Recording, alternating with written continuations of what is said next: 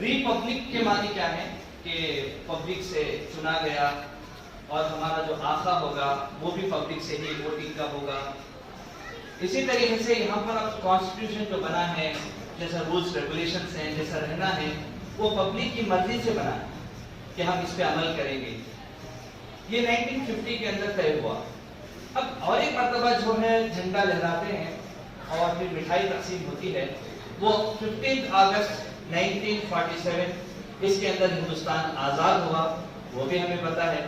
پہلے یہ پتا نہیں تھا کہ کیوں بانٹتے تھے، ہمیں جب بچے تھے ہمیں پتا ہوتا تھا کہ 2 مرتبہ ہمیں مٹھائی ملنے والی ہے نا، ایک تو 15 اگست اور دوسرا 26 جنوری۔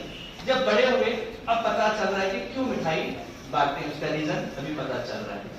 پہلی بات سمجھنے کی یہ ہے کہ جو آزادی ملی، یہ کس سے آزادی ملی اور آزادی کیا ملی، اس کے بارے میں ہمیں سمجھنا ہے۔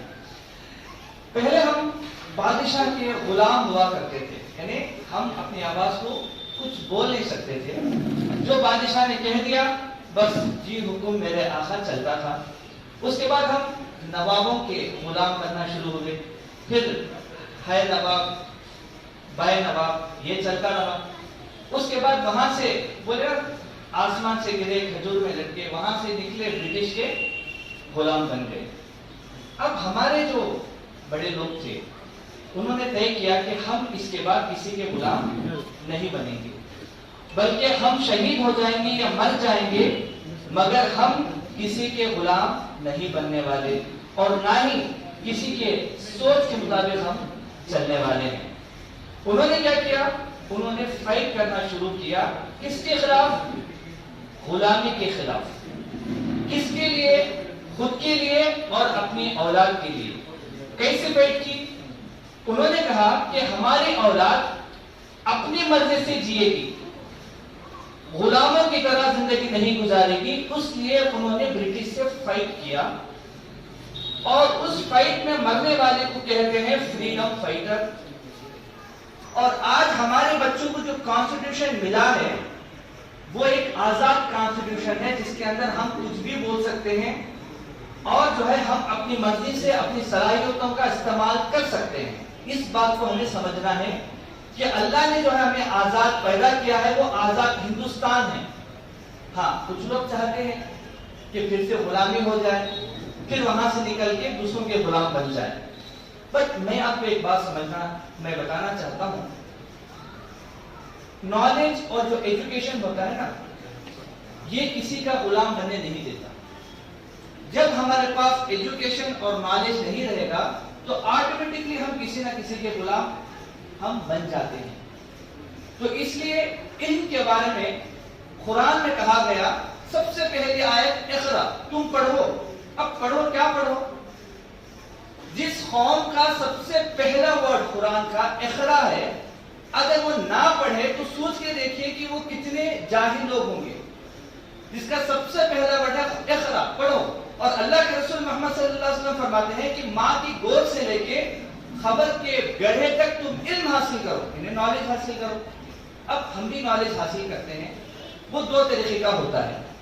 ایک طریقہ ہوتا ہے مارکس کے لیے نالج حاصل کرتے ہیں کہ کمپٹیشن کے اندر ہم جیت جائیں، ہمارے مارکس زیادہ آ جائیں، ہمارے اچھے کالج کے اندر داخلہ ہو جائے۔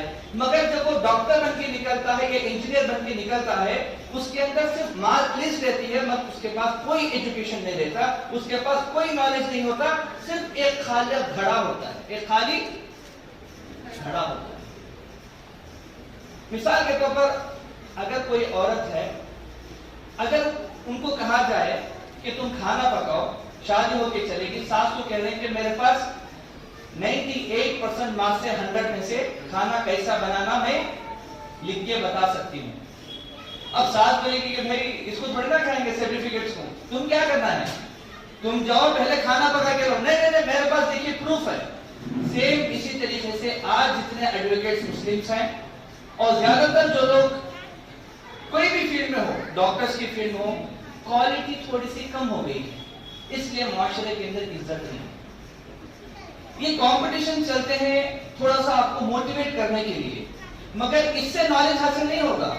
بلکہ میں آپ لوگوں سے گزارش کروں گا کہ آپ کو اپنے بچوں میں پریکٹیکل ایجوکیشن دیجیے، چھوٹی سی ایجوکیشن دیجیے. بینک کو جانا ہے، جائیے، بولے کہ بیٹا جاؤ بینک کو جاؤ اور بینک میں جو ہے یہ پیسے ٹرانسفر کیا ہو. ایک بار جائے گا، 2 بار جائے گا، ٹائم اس کو پریکٹیکل نالج ملے گی. اپنی بیٹی کو کہو کہ کھانا پکاؤ، 3 دن کے اندر پریکٹیکل اس کو نالج ملے گی. بٹ ہمارا جو مائنڈ رہتا ہے، کیونکہ سسٹم بھی خراب ہے، تو مارکس کے اوپر ہم کیا کرتے ہیں، زیادہ سے زیادہ ایک دوسرے سے آگے بڑھنے کی کوشش کرتے ہیں. کامیابی کیا ہے؟ کامیابی یہ نہیں کہ آپ نے اچھے مارکس لے لیے. کامیابی یہ ہے کہ آپ کی وجہ سے آپ کے قوم کو فائدہ پہنچے.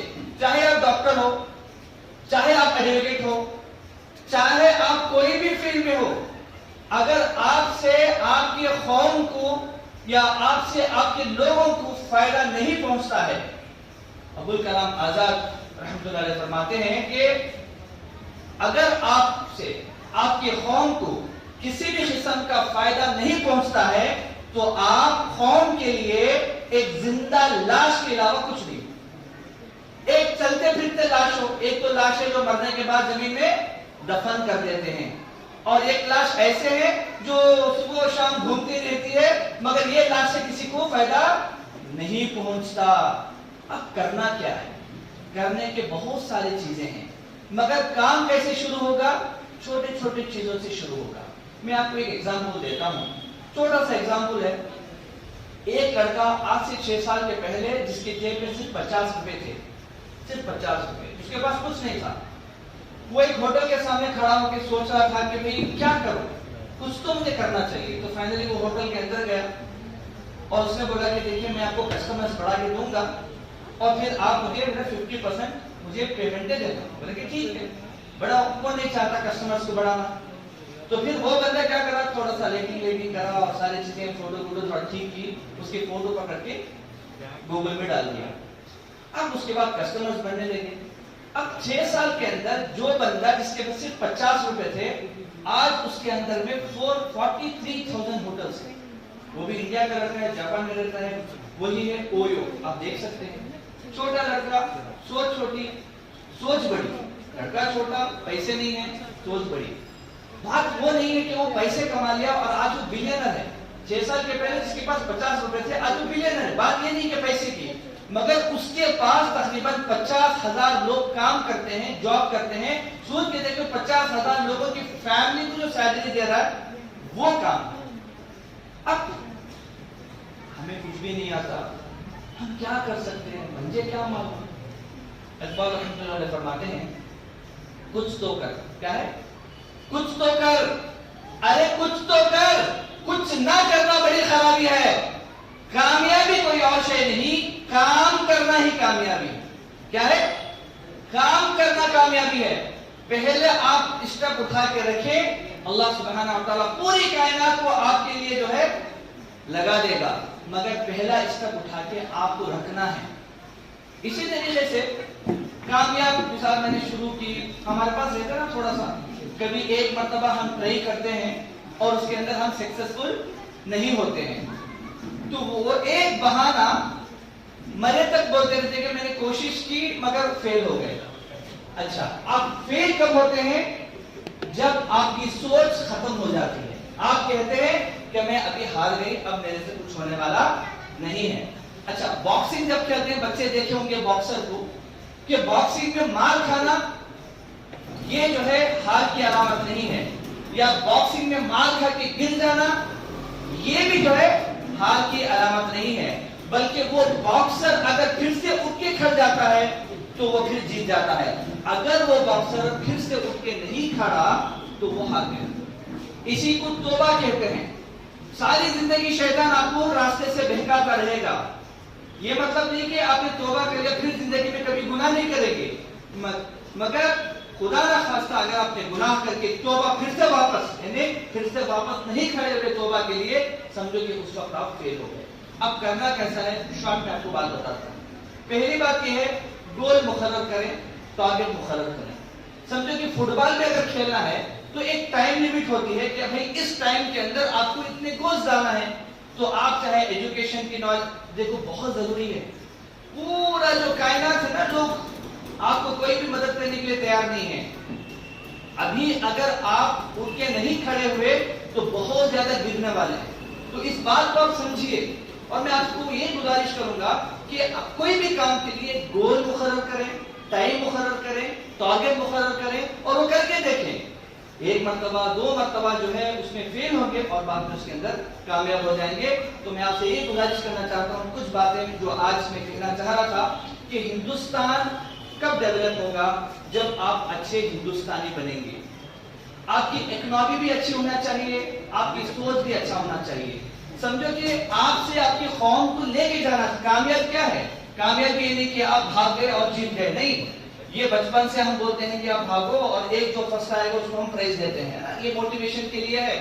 مگر اصل کامیاب کون ہے پتہ ہے؟ جو خود بھی بھاگے اور دوسروں کو بھی لے کے جائے, اور وہ خود بھی کامیاب ہو اور اس سے 10 لوگ اور کامیاب بنے. تو انشاءاللہ تعالیٰ کچھ باتیں میں آپ کے سامنے رکھا, کوشش کرتا ہوں کہ 7 منٹ میرے پورے ہوں گے. وآخر دعوانا الحمدللہ رب العالمین.